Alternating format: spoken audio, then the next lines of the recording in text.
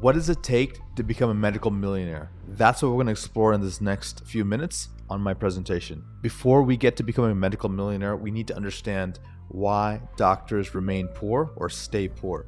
This was a quest of mine for many years because I grew up in the middle class, happy and content, but I wanted to go to that next level. And, being a physician for many is financial success. What I realized was it's not enough. You can be a physician and still not be financially successful. This was the challenge I had to overcome. And by figuring this out, by talking to the right people, by doing the right things, I became a medical millionaire. And that's what I want for you. And so this presentation is about how to become a medical millionaire and get out of the rat race that many physicians face and why they stay poor, middle class, or with the golden handcuffs.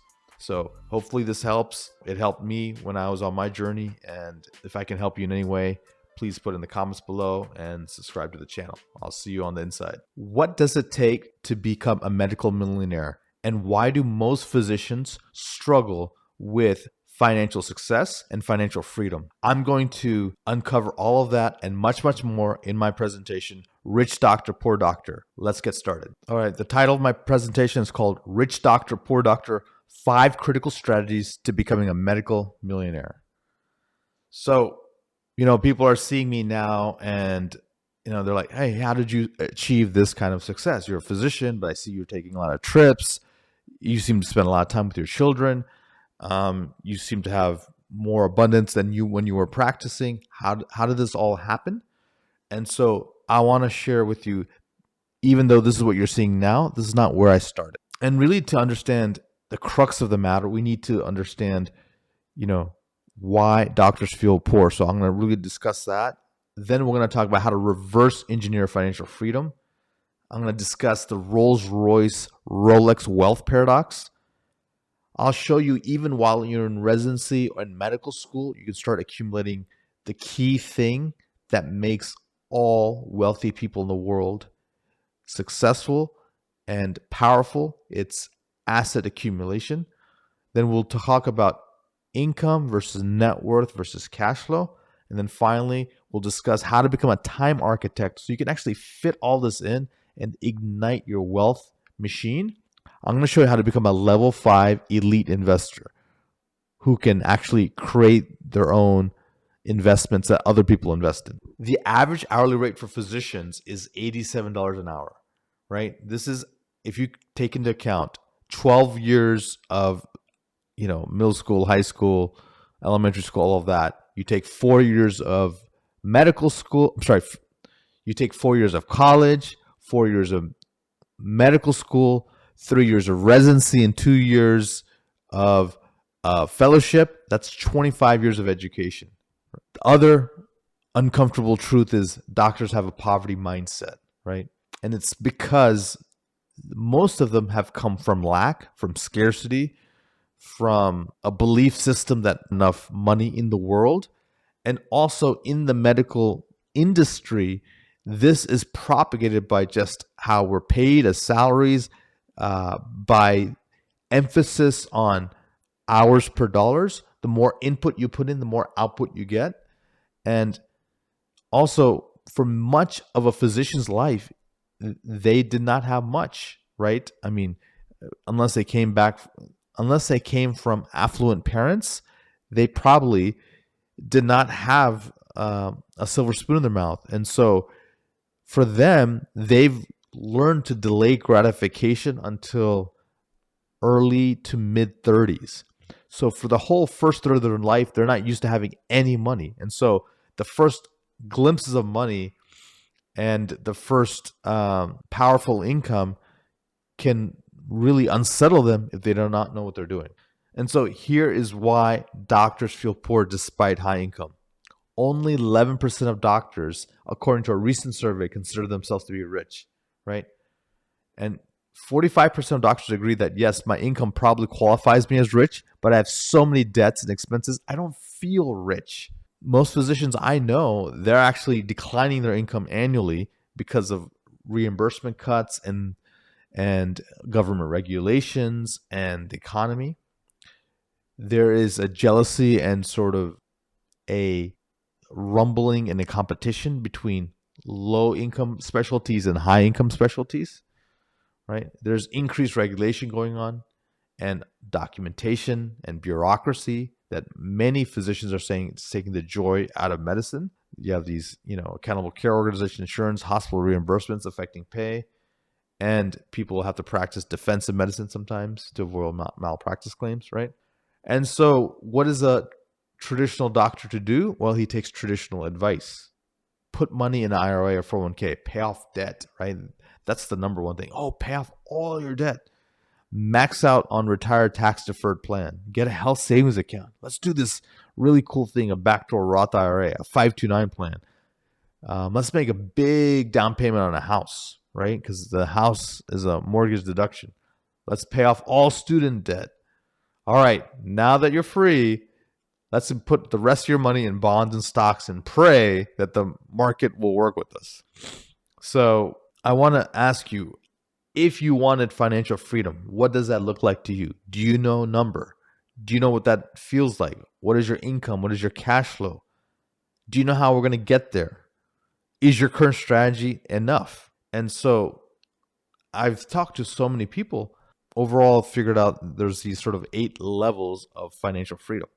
Level 1, paycheck to paycheck. Level 2, you're starting to get at least enough money to quit your job, maybe just for a bit. Level 3, you're enough to be financially happy and still save. So you have a job, perhaps your spouse has a job, you're putting money aside and you're having a little bit of a nest egg, but there's no shortcut to retirement and you got to work. Otherwise you don't able to make ends meet. Finally, level 4 financial freedom, in my opinion, is where you have a little bit of free time. So that means you're working 4 days a week, 3 days a week, perhaps. You have maybe a couple of streams of income and you're doing well. Level 5 is, hey, I've done well enough to where if I downsize, I can have a basic retirement early. Meaning in my 40s, maybe 50s, I can live, in a different country where the cost of living is less. My kids can go to a public school for education, or a local community college. I rent or I have a very small house that's paid off, and I'm living a decent retirement. So that's level 5.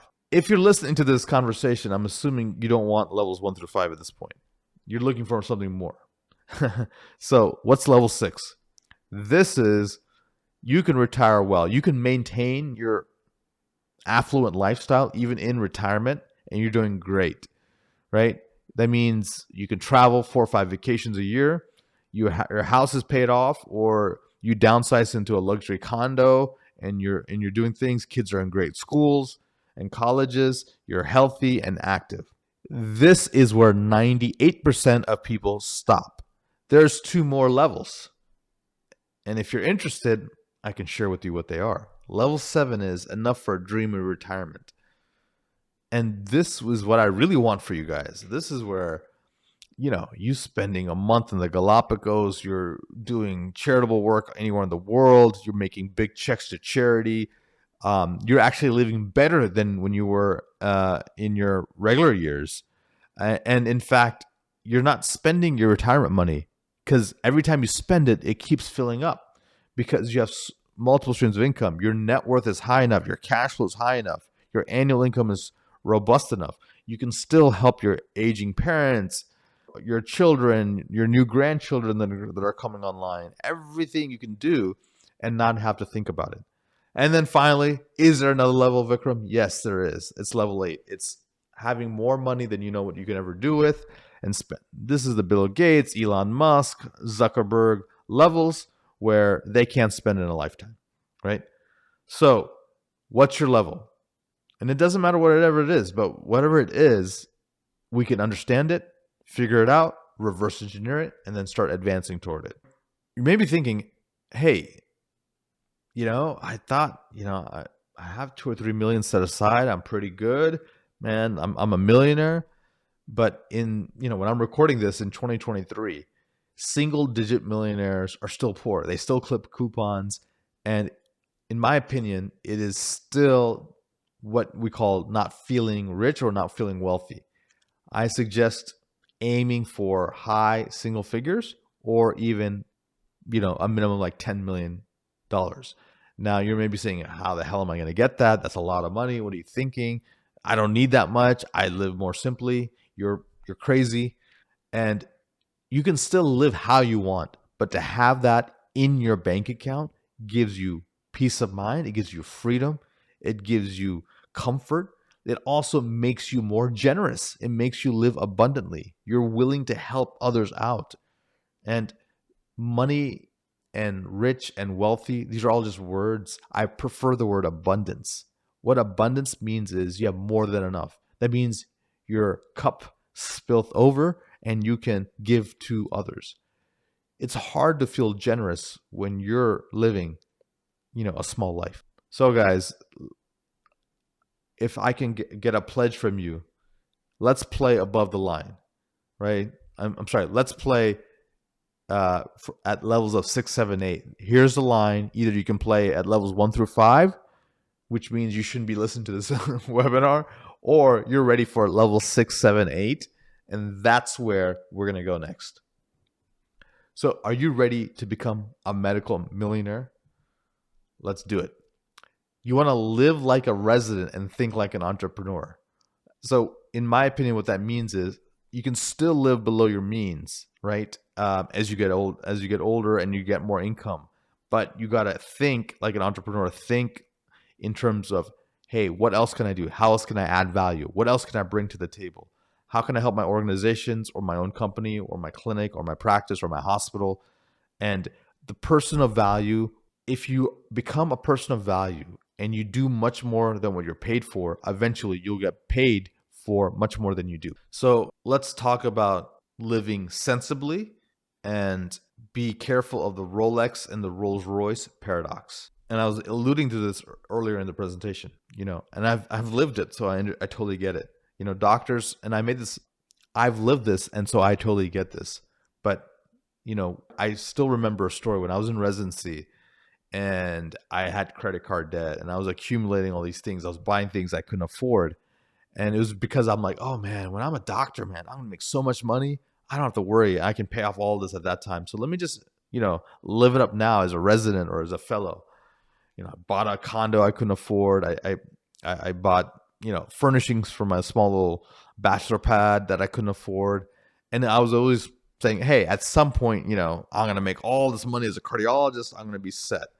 That was the worst way to think. And that's not the intelligent way an entrepreneur or a wealthy person thinks. So by accumulating significant debt, by indoctrinating into the poverty mindset, by being a renter and not a person who owns assets, you're really setting yourself up for, once you get the first real job, you're going to buy the doctor house, the doctor car, the luxury clothes, the watches. And so what happens, you're appear rich, but you are not rich, right? You're literally accumulating liabilities and debt. And so essentially you got into the rat race and the hamster wheel of the physician, and those golden handcuffs that we always want to break are firmly on your wrist. It will not come off. Is there another strategy? Absolutely. You want to accumulate assets. Yes, even while you're in residency. This is possible. I've seen a lot of, this is possible. I have seen a select group of people do this, and it's amazing how comfortable they are and how quickly they can get to their financial dreams within a few years of starting their full-time professional career as a doctor. So the main difference between rich people and poor people is number one is cash flow, next is net worth, and next is the hunger to accumulate true assets. So instead of paying rent for 4 years of medical school, 3 years of residency, 3 to 5 years of fellowship, that's 10 years of being a renter. You can buy a single family home or a duplex.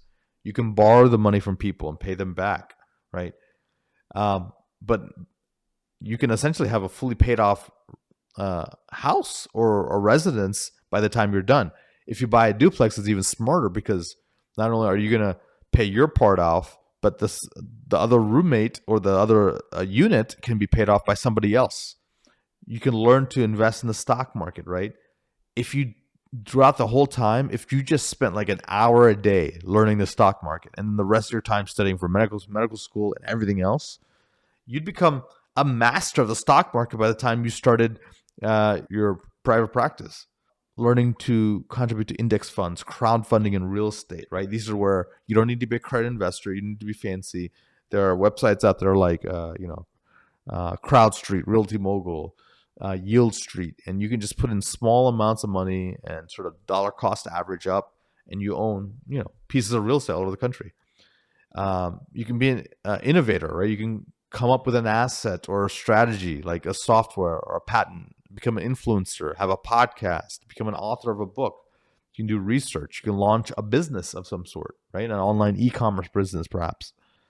What are the barriers to all of this? Time, education, right? But the rewards are wealth ignition, freedom, and independence. So, what are assets?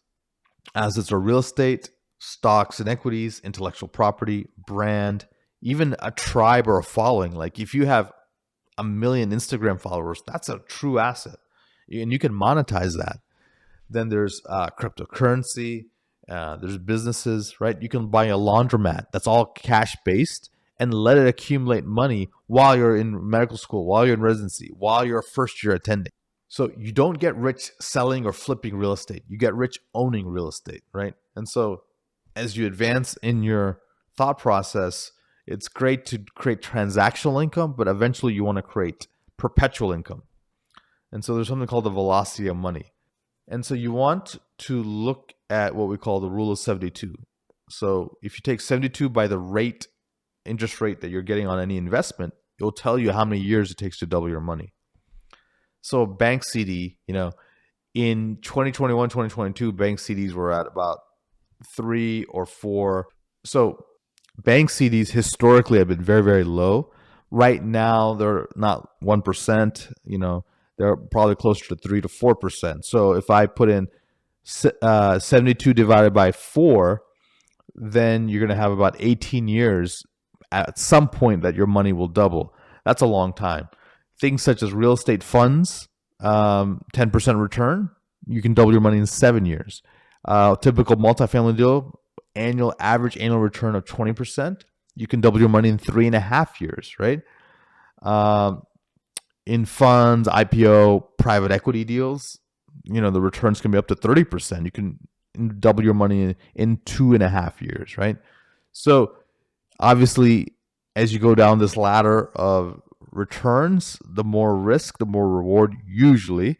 But if you have specialized knowledge, that can mitigate the risk in any of these categories and you can still earn the reward. So for example, if you want to invest in something as simple as a multifamily investment, what are the steps? Well, it's not that complicated, especially if you're a limited partner where you're working with general partners or sponsors to do a deal. You want to decide to invest in a real estate syndication. You want to review the investment packet, the video, all the data on the deal. Then discuss with your financial advisor, discuss with your family, and if you feel comfortable, fill out the paperwork and reserve your slot in something called a soft commit. You sign a private placement memorandum called a PPM. This is officially saying you're in the deal, and this is your documentation and paperwork. And then finally, you fund the deal, right? You wire the funds, and typical investments are $25,000 or $50,000. And this is how you join what I call the multifamily passive income trade. Now let's talk about income versus wealth. So profits are better than wages. One, because you have power over the profits.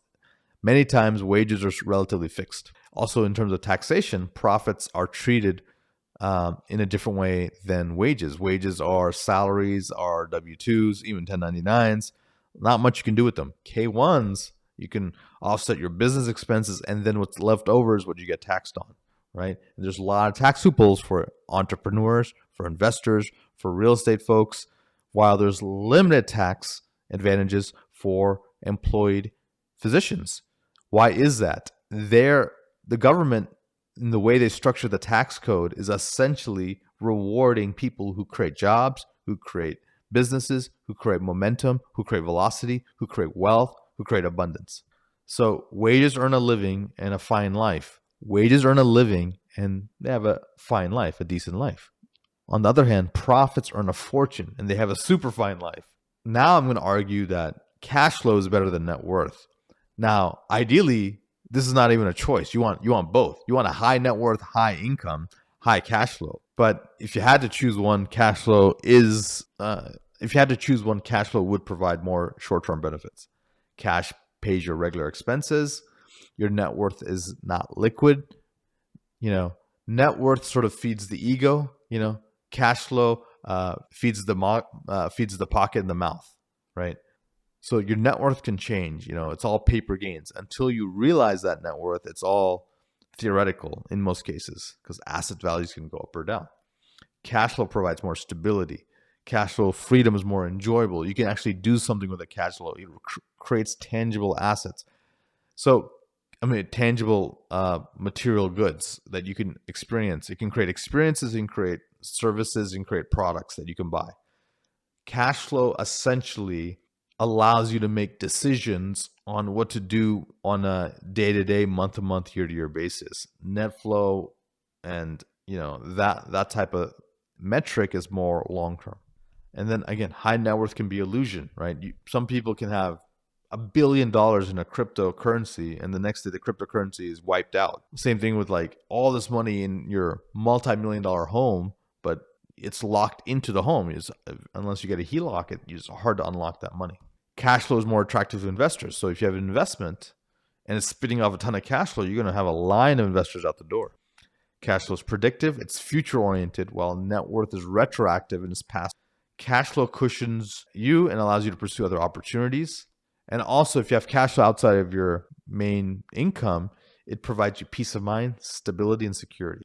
Assets that have a lot of cash flow are very valuable. Let's talk about diversifying your income. So there's earned income, portfolio income, and passive income. So earned income is your W-2, your 1099, typical income. Eventually, you want to invest that into stocks, bonds, other investments.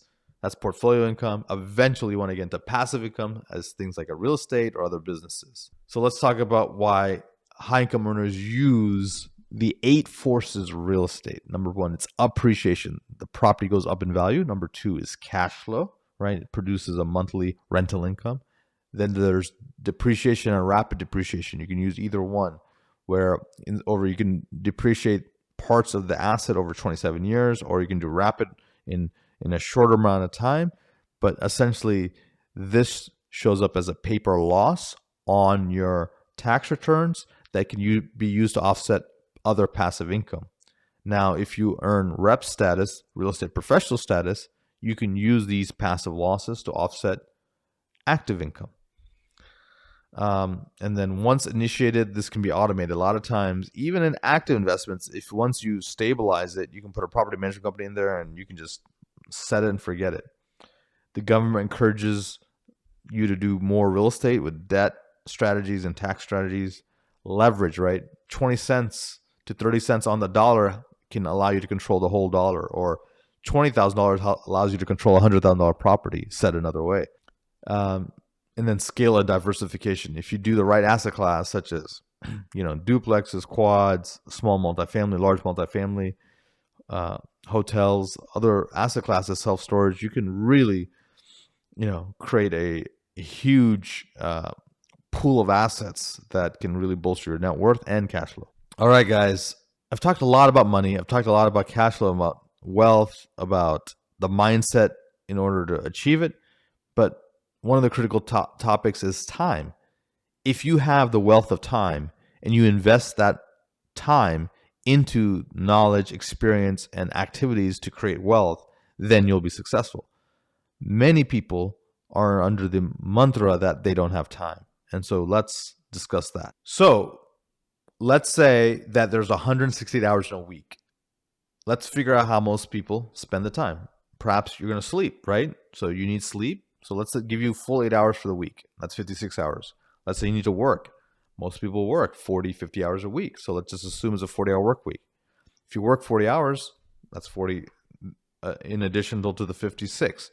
Then there's family time, right? So let's assume family time is shuttling the kids around to practices or elder care or whatever you have going on. That's just hanging out, playing board games, doing whatever you want with kids, with family, homework, all of it. 4 hours a day times 7 days, that's 28 hours. Then, You throw in, every day 3 hours of eating breakfast, lunch, and dinner, your personal care, all of it, taking a shower.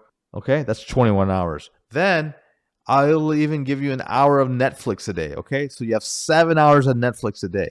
That leaves 16 hours you can devote to a project that can really change the fabric of your life. You can become a tycoon. You can become a mogul. You can achieve one, two, three sources of income or cash flow for yourself. You can really make things happen. So it's really about utilizing the time you have in the highest and best possible way. This is a tool that I've used throughout my life to really figure out what's important, what's not, and eventually what to do with things that are on my schedule that are not serving me. This came from our former president.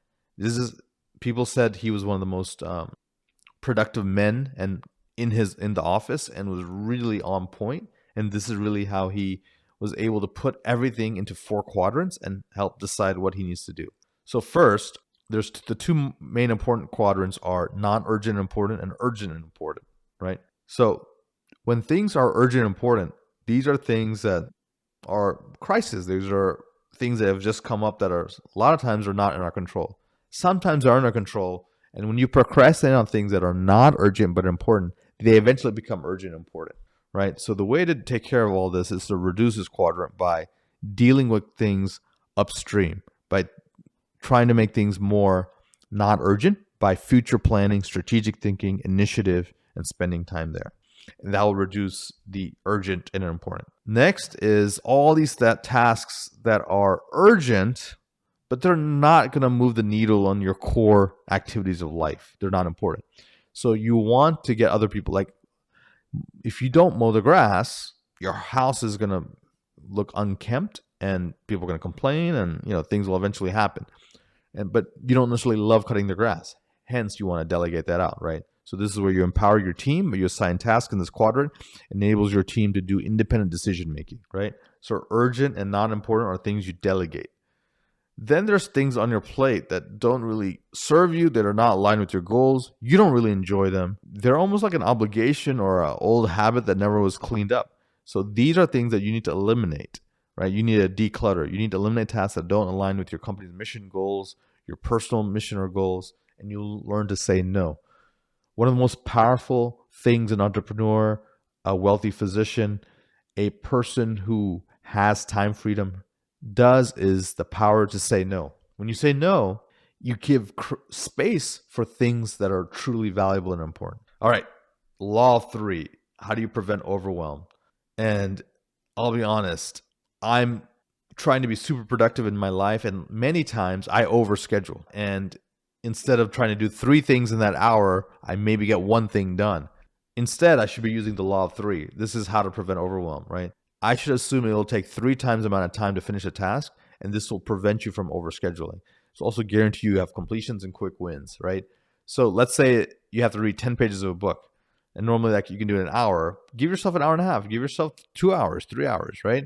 That way, even if you get distracted, you get pulled away, you come back to it, you can get it done. And this will also force you to just put on your calendar only the most important things and have enough adequate time to actually get those done. It's like doing tasks that are worth $1 instead of tasks that are worth a penny.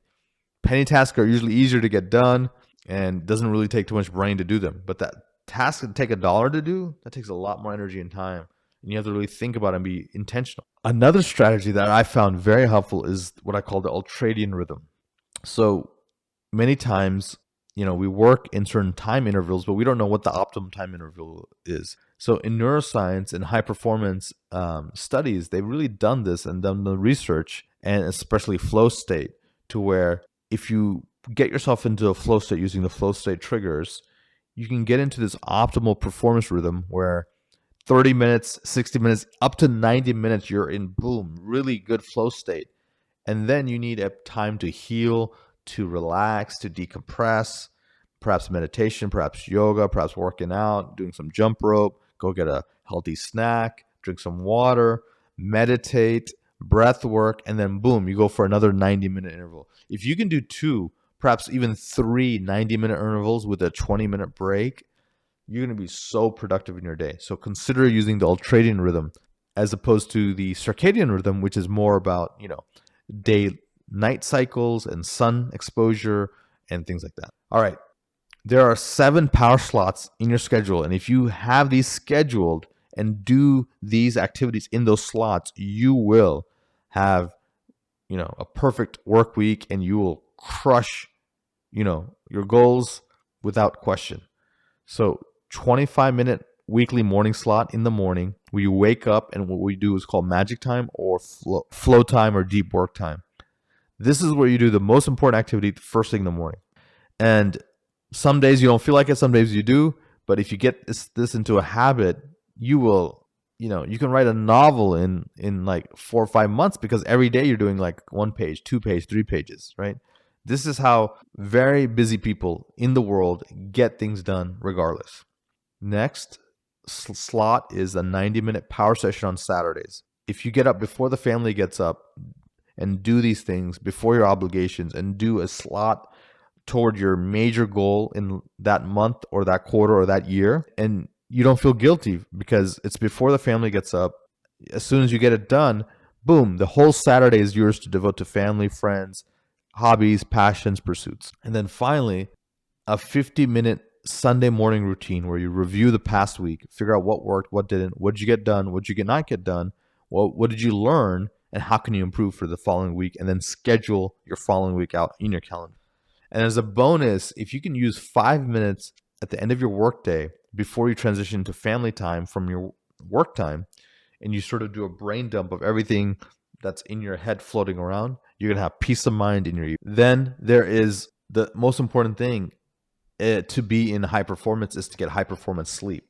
And so if you follow this strategy, you can really optimize your sleep schedule. So what I do is 10 hours before bed, I stop all caffeine.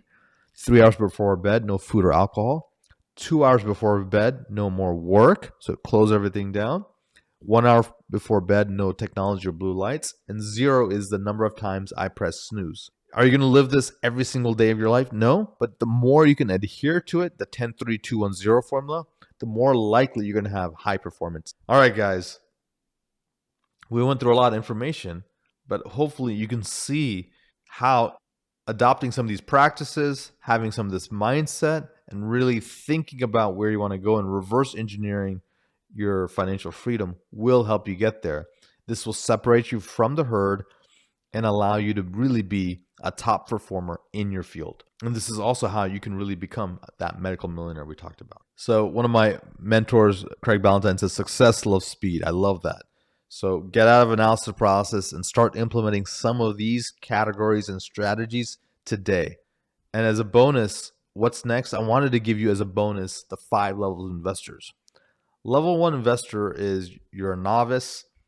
You don't know what you don't know, and you're starting to get the process started. Perhaps this is a person who's in medical school or a resident or a first year attending, and they don't even save money, and they're starting to think about saving and starting to get interested in finance. Level 2 is your basic investor. They save some money and maybe they're starting to think about where to put it. Maybe they've been forced to have a 401k from their hospital or their private practice.